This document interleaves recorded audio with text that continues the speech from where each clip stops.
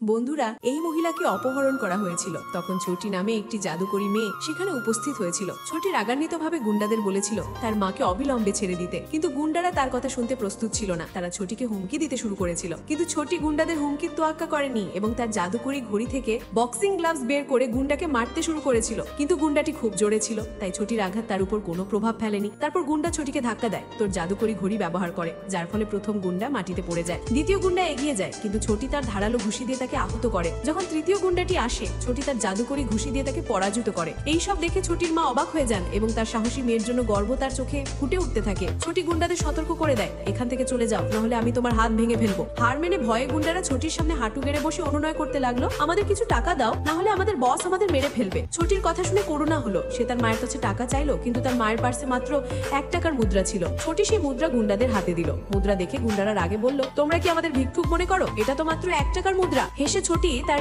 জাদুর ঘড়ি থেকে একটা বড় ব্যাগ বের করলো। সে গুন্ডাদের কাছ থেকে মুদ্রাটা ফিরিয়ে নিয়ে ব্যাগে রাখলো। তারপর তার জাদুকরী শক্তি দিয়ে ব্যাগটা মুদ্রা দিয়ে ভরে দিল। ব্যাগ থেকে সব টাকা মেঝেতে ফেলে দিল, যা দেখে গুন্ডাদের চোখ জ্বলে উঠলো। তারা দুটি ব্যাগে মুদ্রা ভরে কাঁধে রাখলো এবং ছোটিকে ধন্যবাদ জানিয়ে সেখান থেকে চলে গেল। পরের দিন ছোটি তার বাবার সাথে লেগেছিল, কিন্তু পাশে দাঁড়িয়ে থাকা আরেক মহিলা ঈর্ষান্বিত হতে লাগলো। সে ভাবতে লাগলো, এই মেয়েটা কিভাবে এই লোকের মেয়ে হতে পারে। তারপর ছোটি পিছন ফিরে তার মায়ের দিকে তাকিয়ে জোরে চিৎকার করে উঠলো। তার মা দৌড়ে এসে তার স্বামীর পাশে দাঁড়ালো। ছোটির বাবা তার মায়ের দিকে স্নেহময় চোখে তাকিয়ে রইলেন এবং মাও একই স্নেহময় চোখে তার দিকে তাকিয়ে রইলেন। ছোটি খুশিতে তার মা এবং বাবার হাত ধরে রইল। যদি ভিডিওটি ভালো লেগে থাকে তাহলে চ্যানেলটি সাবস্ক্রাইব করুন।